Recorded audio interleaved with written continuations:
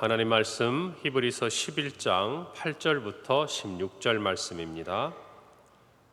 신약성경 365페이지 히브리서 11장 8절부터 16절 말씀, 제가 봉독하고 마지막 절 합독하겠습니다.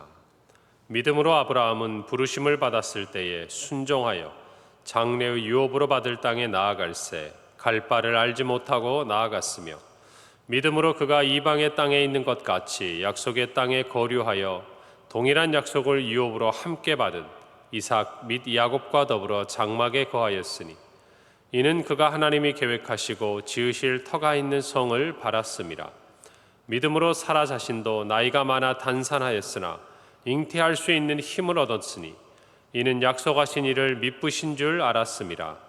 이러므로 죽은 자와 같은 한 사람으로 말미암아 하늘의 허다한 별과 또 해변의 무수한 모래와 같이 많은 후손이 생육하였느니라. 이 사람들은 다 믿음을 따라 죽었으며 약속을 받지 못하였으되 그것들을 멀리서 보고 환영하며 또 땅에서는 외국인과 나그네임을 증언하였으니, 그들이 이같이 말하는 것은 자기들이 본향 찾는 자임을 나타냄이라. 그들이 나온 바 본향을 생각하였더라면 돌아갈 기회가 있었으려니와. 함께 읽습니다. 그들이 이제는 더 나은 본향을 사모하니 곧 하늘에 있는 것이라. 이러므로 하나님이 그들의 하나님이라 일컬음 받으심을 부끄러워하지 아니하시고 그들을 위하여 한 성을 예비하셨느니라. 아멘. 오늘 말씀은 믿음의 조상 아브라함에 대한 기록이 나와 있습니다. 우리가 잘 알듯이 믿음 하면 아브라함, 창세기 12장에서 하나님께서 정말 한 사람을 부르시고 그로 말미암아 오늘 성경에 있는 대로 하늘의 별과 같이 또 바다의 모래와 같은 수많은 믿음의 후손들을 하나님께서 주시겠다 약속하신 그 약속이 오늘까지 저와 여러분들에게 이어져 내려오는 것을 우리는 잘 알고 있습니다. 특별히 아브라함의 믿음에 대해서 이야기하면서 오늘 성경 8절은 그의 부르심에 대해서 이렇게 기록합니다. 아브라함은 부르심을 받았을 때에 믿음으로 순종하였다. 여러분, 우리에게 있어서 믿음의 가장 큰 요소, 그것은 바로 순종이라는 것을 우리는 알 수가 있습니다. 그 사람이 믿음이 있느냐 없느냐, 그것을 우리가 가늠할 수 있는, 아니 사람 이전에 하나님께서 우리에게 정말 믿음 있음을 인정해 주시는 가장 중요한 척도는 무엇인가? 우리가 하나님의 말씀을 믿음으로 순종하느냐 하는 것입니다. 그 안에 다른 어떠한 요소도 개입되지 않는 것이에요. 우리의 경험이라든지 우리의 생각이라든지 우리의 지식이라든지 우리의 능력을 우리가 있음에도 불구하고 다 배제하고 하나님의 말씀을 순종할 수 있느냐 하는 것이에요.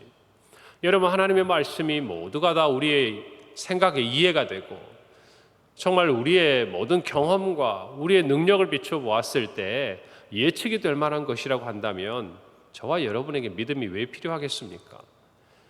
우리가 때로 살아가면서 하나님의 생각이 우리와 다르고 하나님의 길이 우리와 다르기 때문에 또 하나님께서 우리에게 주시고자 하시는 그것들은 결코 사람의 능력을 할 수 없는 것이기에 우리에게 필요한 것은 믿음이라는 것이에요.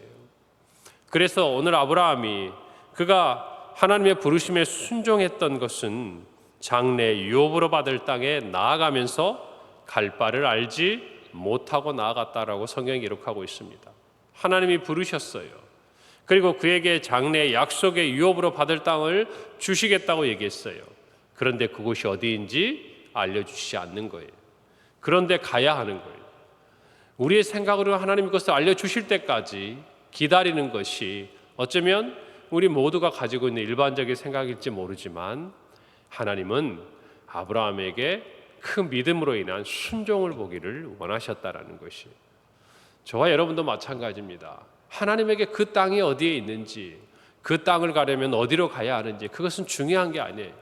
하나님이 주시기로 하셨으면 저와 여러분에게 주시는 것입니다. 할렐루야.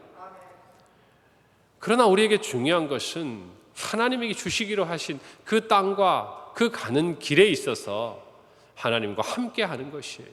그런데 그 하나님과 함께하는 가장 중요한 요소가 뭐냐? 그것이 믿음이라는 것입니다. 여러분 요한복음 3장 36절에 이렇게 기록해요. 아들을 믿는 자에게는 영생이 있고 아들에게 순종하지 아니하는 자는 영생을 보지 못하고 도리어 하나님의 진노가 그 위에 머물러 있다라고 이야기합니다. 여러분, 영생을 얻는 자들과 영생을 얻지 못하는 자들을 비교하면서 이렇게 기록합니다. 요한 사도는 아들을 믿는 자에게는 영생이 있다. 그러면 우리에게 다음에 따라오는 표현이 어떤 게 자연스럽습니까? 아들을 믿지 아니하는 자에게는 영생이 없다. 이게 맞는 얘기잖아요, 논리상. 그런데 요한이 그 다음의 부분들을 표현하면서 아들에게 믿음이 믿지 않는 자나 믿음이 없는 자가 아니라 순종하지 아니하는 자에게는 영생이 없다 그랬어요. 결국 우리가 믿음이 있노라라고 이야기하는 것은 이 이후에 나타나는 아브라함의 믿음의 가장 정점에 있었던 그의 아들 이삭을 제물로 하나님께 드리라는 이 하나님의 말씀에 순종했던 이 아브라함의 모습, 그것이 바로 믿음의 결정체라는 것이에요. 저와 여러분도 우리의 삶을 살아가면서 하나님 앞에 그래도 내가 믿음으로 나아갔다라고 생각되어지는 때를 한번 돌아보십시오. 그때가 어느 때입니까? 다른 때가 아니에요. 하나님이 말씀하시면 순종할 때예요. 인간적인 생각으로는 우리가 정말 할 수 있는 다른 일들이 더 합리적으로 보이고 사람들도 이해하지 못하는 경우가 많습니다. 그게 맞는 얘기예요. 그럼에도 불구하고 하나님께서 우리에게 복을 주시기 위해 우리에게 우리의 삶에 하나님의 뜻을 이루기 위해 부르실 때는 다른 것을 보시지 않아요. 우리의 믿음을 보십니다. 그 믿음은 곧 하나님의 말씀에 순종하는가 하는 거예요. 오늘 저와 여러분도 하루를 살아가고 한 주를 살아가면서 이런 새벽을 통해서 주일의 말씀을 통해서 또 여러분의 경건의 시간을 통해서 또 때로 여러분이 신앙 안에서 하나님의 음성으로 들려지는 여러 삶의 자리에서 하나님의 뜻이 무엇인지 성령께서는 우리로 깨닫게 하십니다. 우리가 하나님과 가까이 있다라는 것, 우리가 하나님과 동행한다라는 것은 다른 것이 아니에요. 그 하나님의 음성에 우리가 얼만큼 순종하고 있는가 하는 거예요. 오늘 저와 여러분이 믿음이 있다라는 이 추상적인 표현을 순종한다라는 여러분 삶의 구체적인 표현으로 하나님 앞에 가지고 나아가길 바랍니다. 우리가 하나님 앞에 믿음이 있다, 믿음이 없다, 다분히 추상적일 수 있는 이 표현은 사실 분명하게 드러나지 않아요. 그러나 우리가 순종하는가, 순종하지 않는가 하는 것은 우리의 삶에 분명히 드러나는 요소입니다. 저와 여러분도 믿음이 하나님 앞에 순종으로 나아가게 하는 아름다운 삶의 자리가 있기를 간절히 바랍니다. 오늘 성경 말씀 11절에 보면 아브라함뿐만 아니라 이제 사라에 대한 부분에 대해서 성경 기록해요. 믿음으로 사라 자신도 나이가 많아 단산하였으나 잉태할 수 있는 힘을 얻었으니 이는 약속하신 이를 미쁘신 줄 알았다. 사라는 이제 자신의 육체를 볼 때 누구보다 아이를 낳을 수 없는 상태라는 것을 잘 알고 있었습니다. 그런데 오늘 히브리서 기자는 사라가 정말 이를 믿음으로 힘을 얻어서 이삭을 얻었음을 기록하고 있으면서 이렇게 거기에 대해 설명합니다. 약속하신 이를 미쁘신 줄 알았다. 하나님은 신실하신 분이다. 하나님은 성실하신 분이다. 여러분, 우리가 알 때 창세기 18장에서 이렇게 기록하고 있어요. 여호와께서 아브라함에게 이르시되 사라가 왜 웃으며 이르기를 내가 늙었거늘 어떻게 아들을 낳으리요 하느냐. 내년 이맘때에 이삭을 낳게 될 것이라고 말씀하실 때 사라가 웃습니다. 왜요? 이미 자기의 몸을 누구보다 잘 알기 때문이에요. 하나님이라 할지라도 내 죽은 이 몸에서 어떻게 생명이 태어날 수 있겠는가? 여러분, 그러나 하나님은 말씀하셨고 사라는 황급히 자기가 웃었던 이 모든 부분들을 정말 어떤 면에서는 회피하고 또 자기가 그렇지 않았음을 또 그렇게 하지 않겠다는 고백을 성경에 기록하고 있어요. 오늘 이 히브리서 기자는 이 이후의 이야기를 하고 있는 것입니다. 정말 꿈 같은 이야기죠. 될 수 없는 일입니다. 그런데 사라에게 하나님이 이삭을 주셨어요. 물론 주시는 과정에서 하나님은 강권적으로 사라가 그것을 깨닫지 못하고 믿음으로 시작하지 못했음에도 하나님의 언약을 그녀를 통해 이루어 주십니다. 여러분, 여기에 믿음의 한 가지 요소가 있는 것이에요.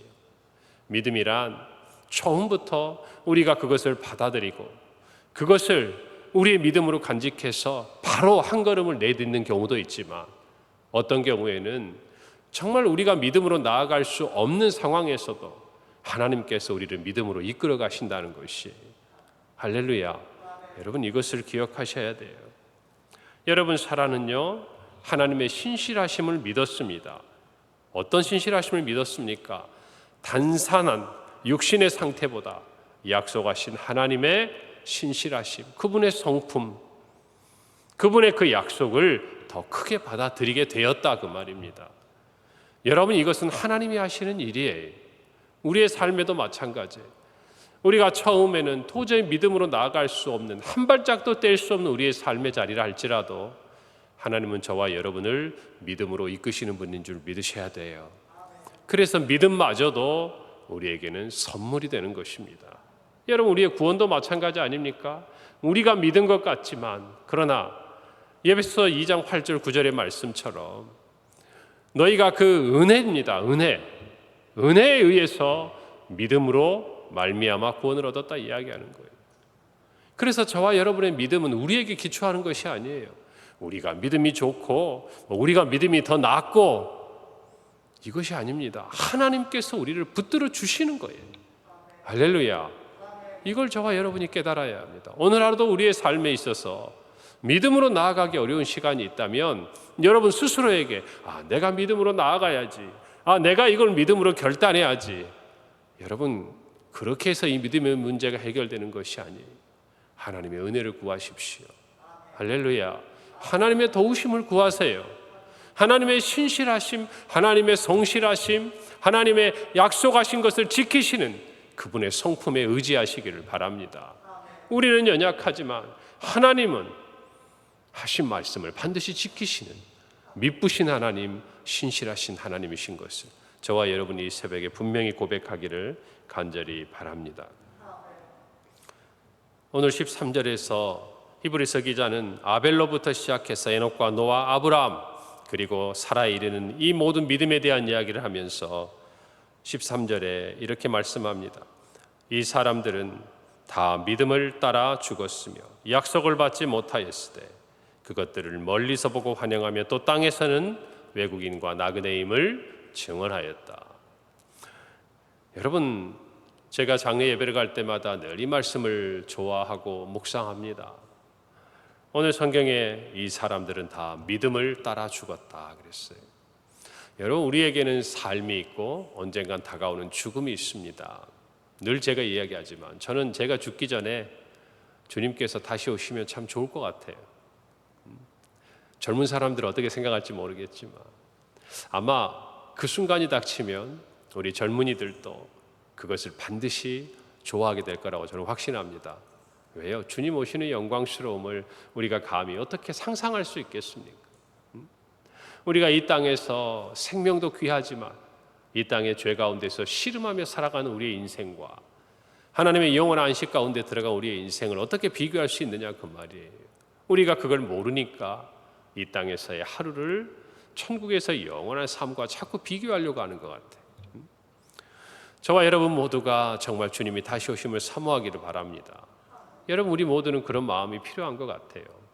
믿음으로 따라 살고 믿음을 따라 죽는 것, 저는 이것이 가장 복된 삶이라고 생각합니다.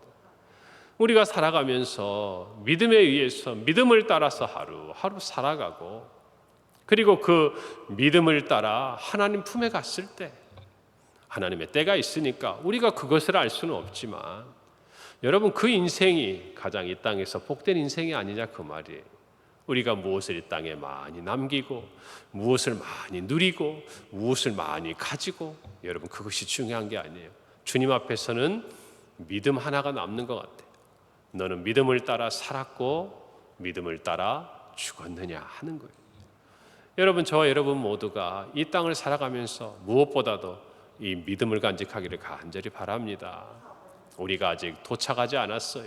우리가 아직 육신의 눈으로 만나보지 않았어요. 그러나 우리의 믿음은 마치 우리가 가본 것처럼, 우리가 본 것처럼, 아니 그 이상으로 저와 여러분을 인도하시는 것을 믿으시기를 바랍니다. 우리가 믿음을 따라 살고 믿음을 따라 죽을 수 있는 비결은 우리가 이 땅이 나그네의 삶이라는 것을 깨닫게 될 때예요. 오늘 성경에 있는 것처럼 그들이 약속을 받지 못하였을 때 그것을 멀리서 보고 환영하며 또 땅에 사는 외국인과 나그네임을 증언했다. 지금 히브리서 기자는 지금까지 어떤 이야기를 해오고 있습니까? 어떤 믿음에 대해서 이야기를 합니까?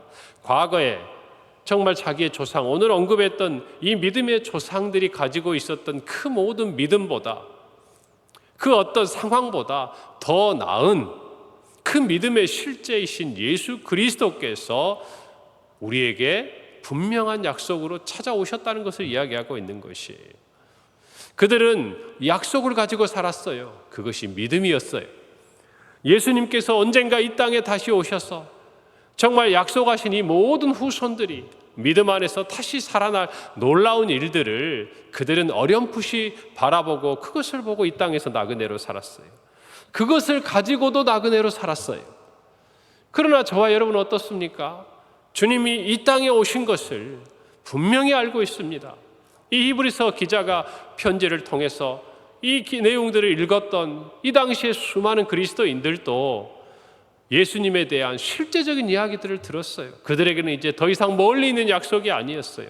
우리에게 임한 하나님의 나라였고 이 땅에서 하나님께서 우리를 위해 어떤 일을 행하셨는지 분명히 알게 되었어요. 여러분, 이 두 가지를 비교해 보세요. 그 약속을 멀리서 바라보고 나그네처럼 살았던 사람들도 믿음을 따라 살았고 믿음을 따라 죽었습니다. 그렇다면 오늘을 살고 있는 저와 여러분은 믿음을 따라 살고 믿음을 따라 죽을 수 있는 이유가 더 분명하지 않느냐 그 말이에요. 아닙니까?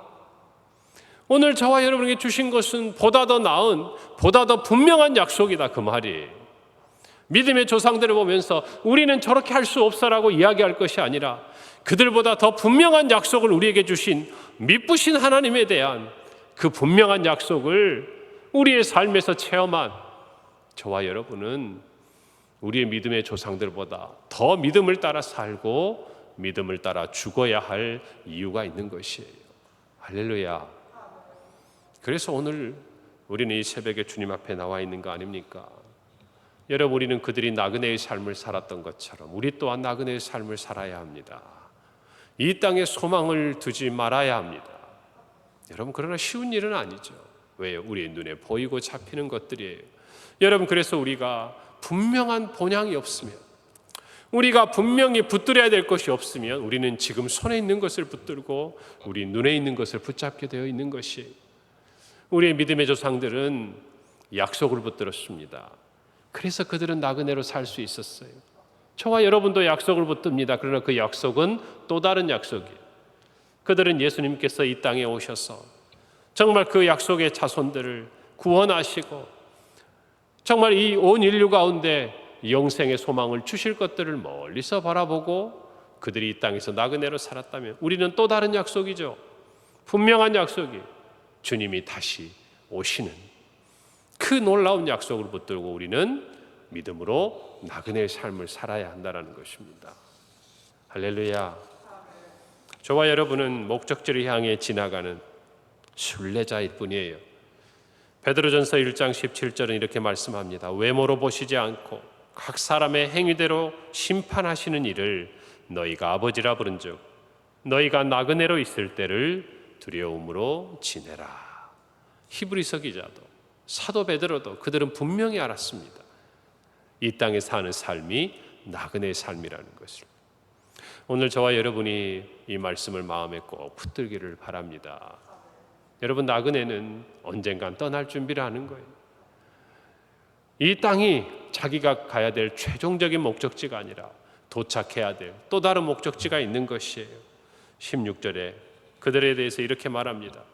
그들이 이제는 더 나은 본향을 사모하니 곧 하늘에 있는 것이다 그랬어요. 여러분은 하늘에 있는 여러분의 본향이 있습니까? 주님 안에서 다시 오실 주님과 함께 누리게 될 영원한 소망 가운데 오늘을 살아가고 있습니까?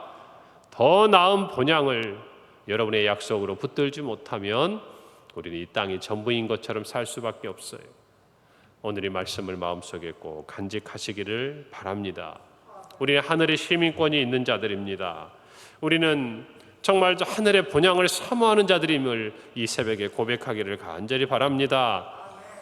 여러분, 우리의 믿음이 있다라는 것, 하나님께서 정말 우리의 하나님이라 일컬음을 받으시는 것을 부끄러워하지 아니하시고 우리를 위하여 한 성을 예비하시는 줄 믿습니다. 여러분, 그런 하나님, 우리를 부끄러워하시는 하나님 앞에서 우리는 어떻게 행동해야 될까요?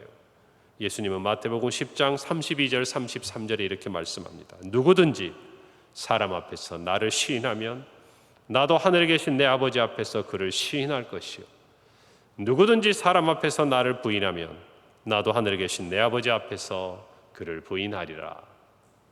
여러분, 오늘 우리의 믿음 어떻게 나타나야겠습니까?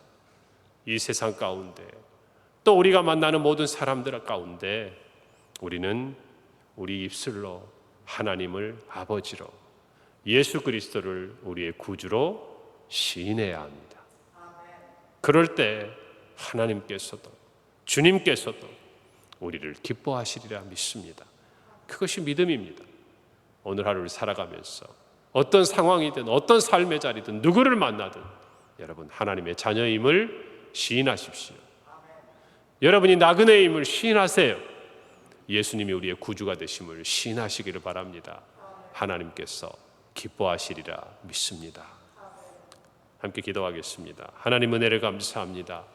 믿음의 조상 아브라함과 사라를 보면서 또 아벨과 에녹과 노아와 정말 그 모든 믿음의 조상들이 이 땅에서 나그네로 살아온 그들의 모든 삶과 믿음을 따라 살고 믿음을 따라 죽은 이 성경의 기록들을 보면서 하나님, 우리 또한 그와 같은 믿음의 사람들이 되기를 소원합니다.